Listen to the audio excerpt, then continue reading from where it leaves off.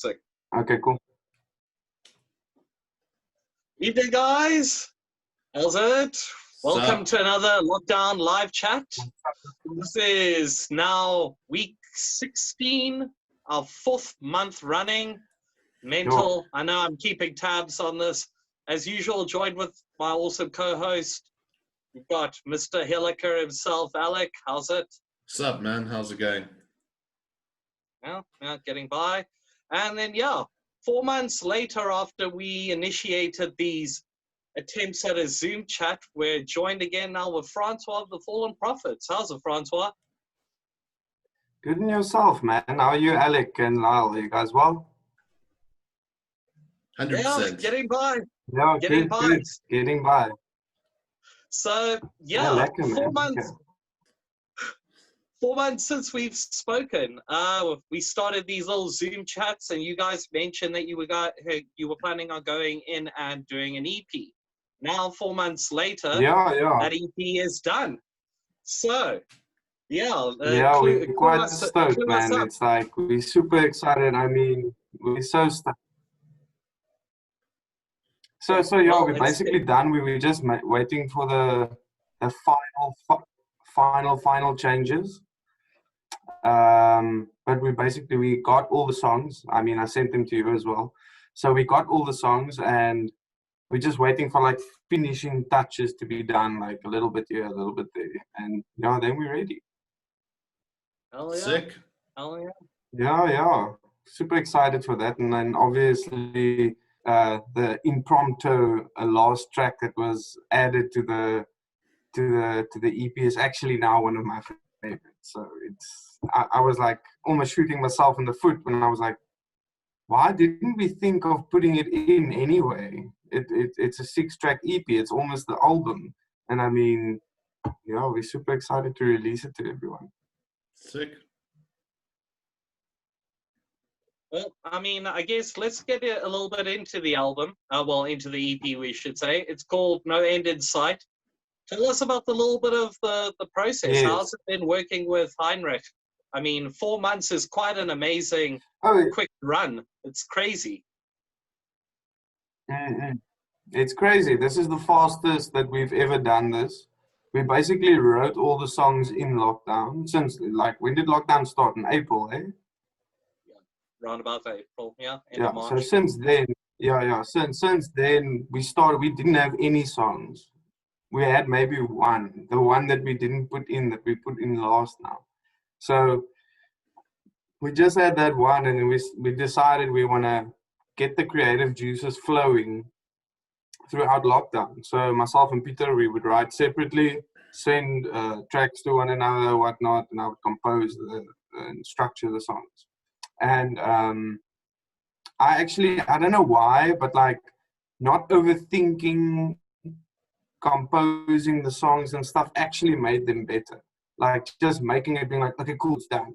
That one is done, this one is done, and not overthinking and saying to myself, hey, we've got time, man, we can go through these tracks over and over and over again and try and better them. But they actually came out so nice. So, the composing of it is not like our other releases. It's totally separate. I mean, last night I played it for someone in my car, and they were like, yo, you can hear your influences changed, for example. I was like, not really. It's just I would say maturity in a writing process. But super stoked with it, and literally when your own music gives you goosebumps, then it's solid. I mean, you can attest to that. Yeah. So what can people expect stylistically and lyrically from the new album? EP? Lyrically, it's basically still same death metal, cut you up and whatnot. Stylistically, of what you're going to hear, it's more Black and Death vibe with more atmosphere brought into it. The 5 artists that are featuring on the tracks also our previous songs or albums and EPs never had proper solos in it.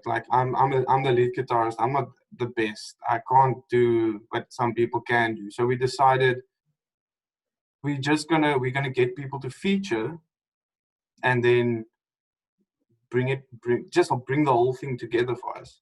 And I must say, like, I am so impressed, especially with the Sapphirs, like the South African artists.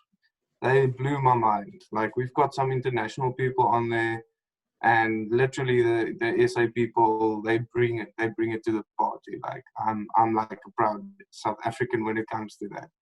And super happy with how everything came out. They really did a stellar job. And yes, man, I've been putting so much pressure on Heinrich, because all I want to do is just release. I'm done now, did my work. I just want to release this beast to the public, so that everyone can see what it is, because it's got your, like, I would say, the Fallen Prophet sound with the fast triplets and the blast beats and the lows and the highs, but there's a little bit of a atmospheric element and I would say like a Black and Death vibe to the songs around this time now. Sick. Yeah. Well, yeah, I mean, I guess this kind of leads in, because you did mention that you have collabed with artists. This is actually from going and never collaborated with any artist to actually literally having an EP full of collaborations. You touched on it earlier, but I want to know, obviously a lot of different genre elements come in, even with their lead work and their solo work. How was it when it came to selecting artists to be on the tracks? Did you have them in mind when you were constructing the tracks, or did it kind of happen after the fact of, oh, this guy could add a really killer lead or a really killer solo at the end or something? What was the thought that went into this compared to previous? Well, how can I explain this? Like, I wanted, like, the band might what do you call it, restructure, like a cabinet shuffle we might do in the Fallen Prophets. So some people in the band might change to something and play this instrument rather than this, and there might be an add-on to the band, an extra member, or we're not sure yet, but we're looking at that because the music is getting so diverse that we want people to concentrate on what part and what not, and so that we can nail the stuff live properly. And that's one of the thoughts that this was basically a test to be if we got like a proper shredder to like play lead guitar for us. And it's been an amazing experience. And to answer your question, we had some people in mind, yes. Like, I won't disclose everything now, but so far we have unveiled like Justin Hoskin. He is an amazing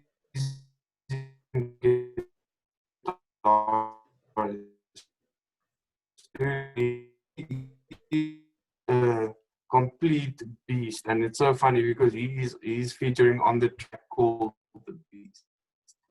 So he is insanely inspiring to me, even though I play bass.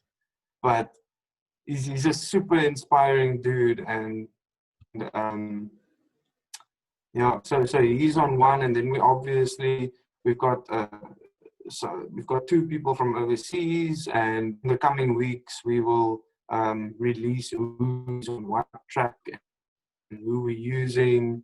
And yeah, spoiler alert, we've got like Japanese guy, we've got a guy from Norway, and then we've got 3 South Africans, and 2 of them already has been disclosed. And for Ollie from Bullet Script, like, myself and Peter have always watched Ollie, and we were like, yeah, this guy, he can do the guitar exactly. He was literally the person we contacted. We were like, Ollie, would you do it for us? He's like, sure, man, sure. I must say, working with all these artists was so like serious. It was like there was no issue. I would send them the tracks and all the information and everything, and they would literally send me back the solo within a week. I didn't wait for anything. There was never a back and forth. It was like, but you go, epic work. So I must give big ups to the Cape Town and South African guitarists for like, they are super professional to work with.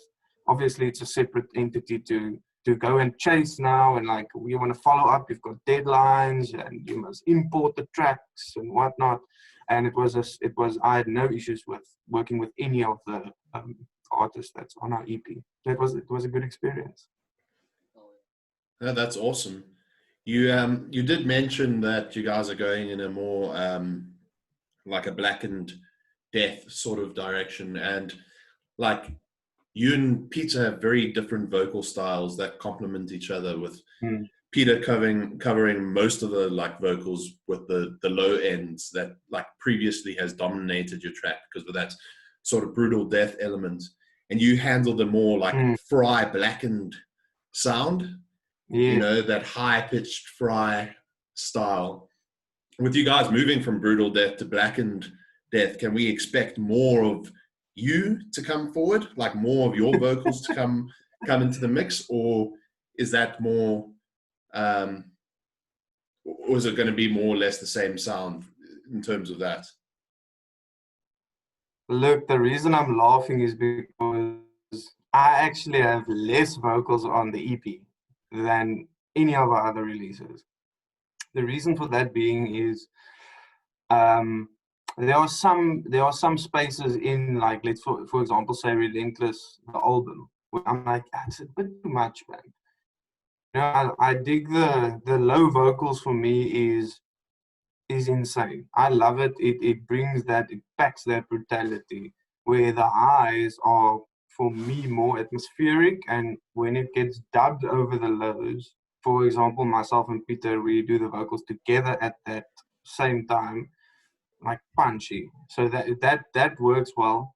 But I must say, what Peter did with the vocals on the EP, his vocal range changed quite a lot. So he's on the EP, if you guys will listen to it, he has a more mid-range vocal, and then when he goes low, he goes like to hell, like low. So there's that is a dynamic in himself already, like that he did a completely, I'm super proud of him. He was amazing at this on this EP. And like when I listened to it, like even Lyle, when you heard it, you were like, dude, this is insane. Like, what did this guy do? And it's really good. Like I'm super proud of him. But yeah, to answer your question, I'm not doing a lot of vocals. I maybe have like, it took me not even half an hour to finish all my parts. So cool, man. Yeah. But it fits well in where it should. Sweet. Yeah.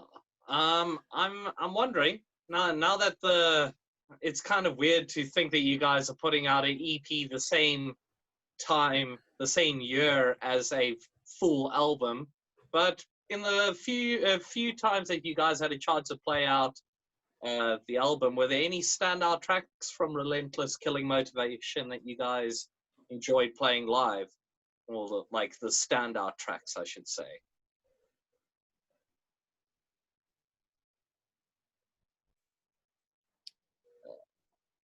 Lost him. A little bit of a lag going. Sorry, Lyle, you broke up there, but can you repeat the question? Yeah, there was a little bit of a lag there. I was going to say, touching back on Relentless Killing Motivation, you guys had a chance to play out a couple of those tracks a few times before lockdown happened. Were there any standout tracks from the album that you guys dig jamming live, or any ones that really stood out in the sets? Well, definitely. We maybe played Relentless, I think, at 3 shows. We only did 3. We did the 2 album launches, and then we did 1 show where we could play it, which was the Middle for Africa, actually, the online show. So with with everything, the whole album, I would say one of our favorite one, like let's say there's 3 that I would say would, because of the EP tracks, if we do a show again, all 6 EP tracks will be played. It's just like a different level to the album. It's the album is for me still good. It's like brutal and everything, but the 6 tracks that we're gonna release now it's a step up. It's and that's why I'm so surprised about it, because we had the decision of, let's make a lockdown EP. It was gonna initially be 4 tracks. Like let's bring this EP out and like run the fact that all these songs were written, recorded, and mixed and mastered in lockdown of South Africa's lockdown. And we're now on level 1, which means we literally did it. Lockdown is still active in South Africa, and we are releasing a 6-track EP that we wrote, recorded, and everything in lockdown. And that, it just blows my mind, the how we did it, and how it's a step up from the album that took us more than a year to do. So to answer your question, I would say there's a few. I would say Stench of Death is one. I would say The Vessel of Man is one. I would say Killing Spree is one. Wrong Turn, Relentless Killing, and Mutilation of Flesh. That's like, I would say, my favorite. But if you go listen to, what's the track's name? Shit, it's one of the second last tracks on the album. I can't believe I forgot my own song's names now. But one of them, there's a very Black and Death vibe to that song already, where that was one of the last songs that we wrote for the album.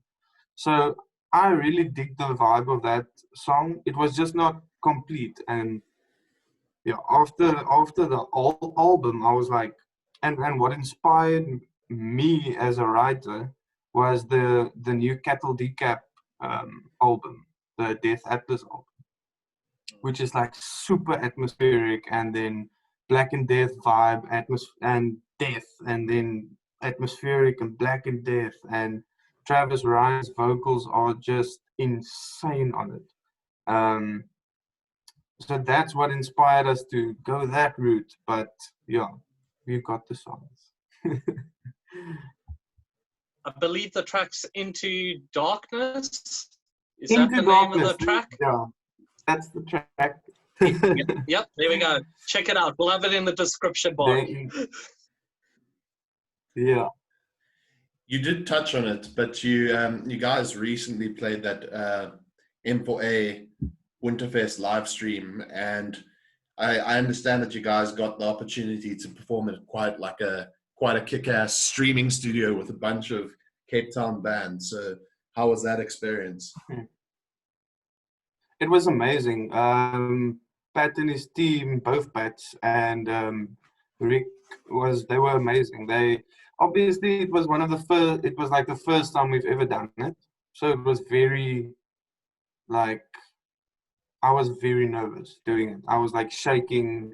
I was like, this is like, it's weird, man. Normally what gives you power when you are a live artist is the crowd. You see them react, you're like, yes, gives you more energy, you do it harder.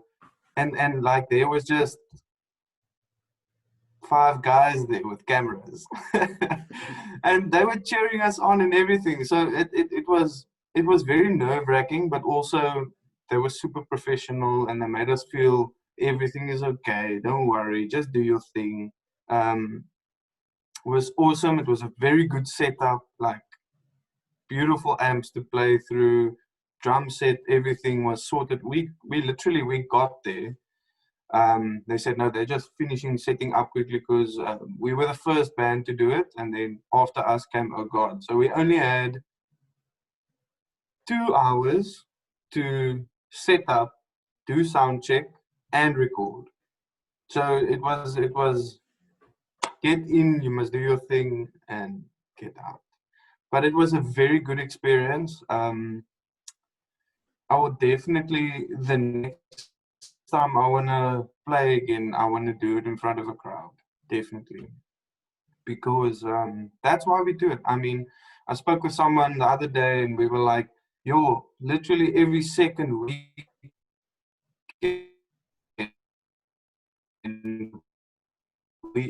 back in 2015, 2016, we used to do shows there, and there's about 50 people.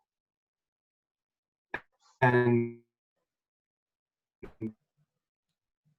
we will just still just do what I say as an artist. I really miss that, because that in itself is like a stress reliever. But yeah, looking forward to when things go back to normal, if and when it sorry, I pressed the button there. No, it's all good. But yeah, so looking forward to normal. Oh yeah. Well, it's like talking to a ghost here, and an enigma out there. But yeah, hey, welcome back. How's it? So yeah, you mentioned earlier you guys have a collab with a Japanese artist who we won't announce yet, but your guys' album will be, well, your EP will be put out as a limited edition Japanese press exclusive to Jackhammer Music. And it kind of makes me think when you guys are doing all these collabs, it seems to be brutal death and death metal seems to be the two genres within extreme metal where you can have collaborations with artists all over the world. It feels much more like a family. Although, like we spoke about Dom and Darius at Bleeding Spawn last week, it's still rather taboo here in South Africa. It's not a popular genre. It's still. I'm kind of wondering, like, how important has it been for you guys to actually collaborate with these internationals, adding a little bit of different flavor to the band, you know, moving forward? Man, I think it's very important. It's like, I would say, a cornerstone. We here on the southern tip of Africa, like, I literally went to Ramfest and saw Black Dahlia and chatted to the guys. They're like, oh my word, look at all these people in South Africa. Like, why does no one come here? And I was like, yeah, it's, you guys are a big band. Everyone come for you. Someone at Black Dahlia, that's something that we like. I would say the majority of the time, not so much for us to, hey, let's release the EP and then get some. Like, we will be able to go to European festival if we submit. Like, let's say we went to Rockstad in Romania. We look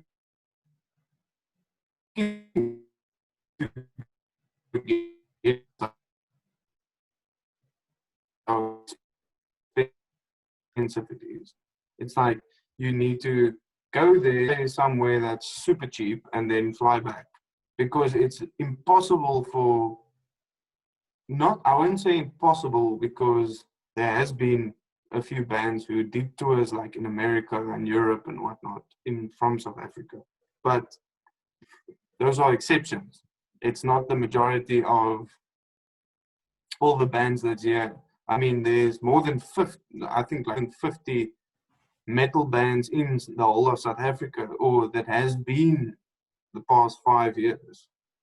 Some of them have broken up, some of them are still active, but to collaborate with people from overseas, like we've got people from Norway, Japan, Jackhammer Music, we're gonna have a completely exclusive deluxe edition only for Japan, and that for me is amazing. Like, for example, if someone in South Africa wants a hard copy of our EP, they need to order it from Japan.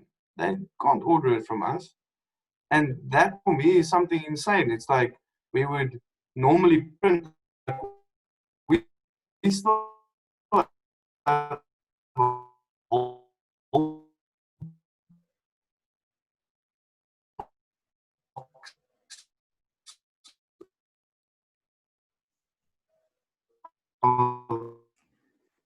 like with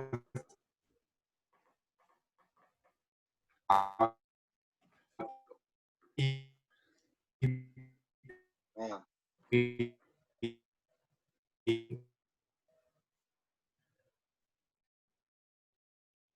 Losing. We're losing you quite hectically there. Yeah, we got a little bit of a lag there, Francois. Hopefully we can get him back. Yeah, that's the beauty of these live streams. Anything can and probably will happen. He's out. I think we got a quite a lot of content from him. I think we can maybe get him back at a later stage when the internet's behaving better. For sure. I think we got through quite a lot of questions and he's answered them pretty well where we could hear him. So, he's back. Let's see if I can readmit him. Yeah, but yeah, this has been very informative. Really, can't wait for peeps to hear the new EP. Yeah, it's going to be sick. Gonna be a little bit different. No, guys, I don't know what happened now. The whole thing just closed. Yeah, I think your signal died, man.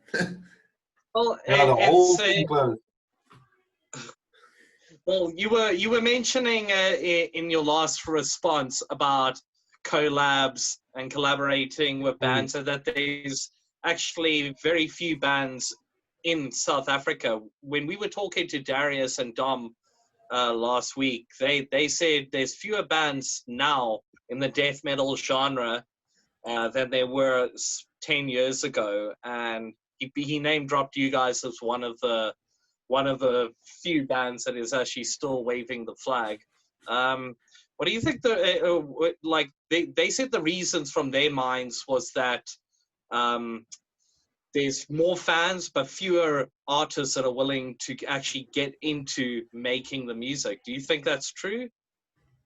Especially here in Cape Town? I would say it's a 50-50. Like, there's more people that want to make, I would call it fun metal. Like, it's fun.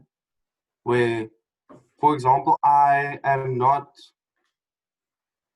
like brutal death and like slam and stuff like that. It's brutal, yeah, and I give it its cheese and whatnot, but I wouldn't put it on while I'm driving or put it on the stereo because it's not my cup of tea. I just like death metal, like, and the fastest it will go is like Aborted, which is not like completely brutal death. I think it's just like almost tech death, but fast death metal. But I think it's definitely 50-50. They are, like, I've seen it at shows. I saw actually the call with them. They played Last for like forever. So did we. We played Last every single time. And here from 10, 11 o'clock, you see the people go, they get drunk, they leave. And then you end up with the Snickle, which is whatever's left. And we've come past that now where we're like not that. We don't play Last normally when we did usually.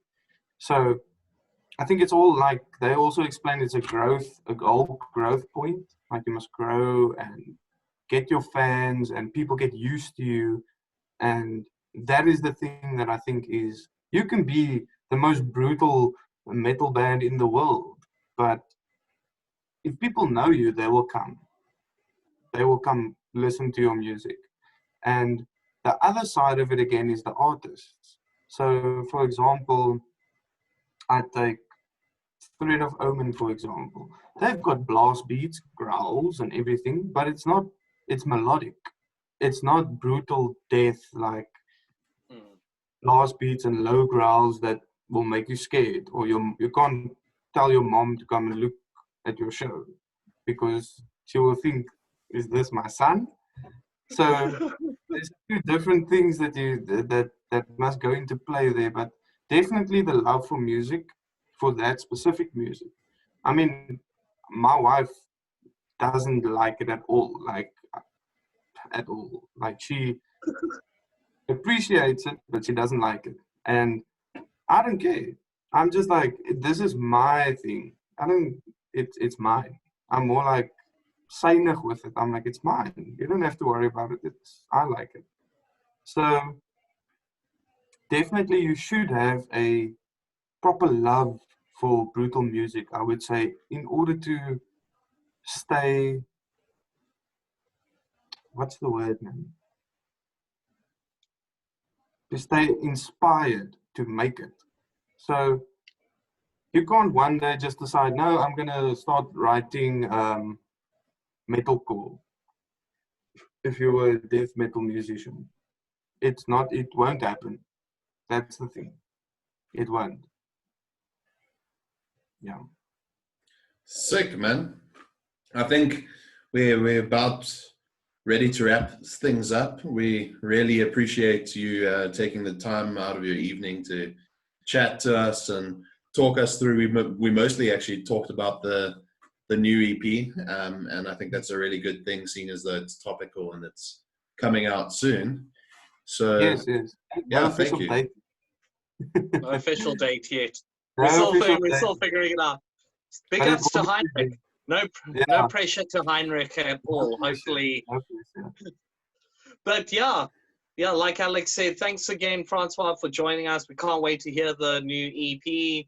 We will have all that information, and you guys have a lot more juicy announcements to come with a lot more artists to be announced. So yeah, we'll include links to all your guys' social media accounts. And yeah, thanks everybody for tuning in this week. We'll be back next week. We're actually going to be joined with the guys of Resurrection of Fetal Remains. So we're going from the pummeling to the goddamn disgraceful. So yeah, can't wait. It's gonna be disgusting, and I can't wait. But Thanks yeah, for having me. all the best, Francois. Thanks for watching, guys. We'll see you next week. Cheers. Wow.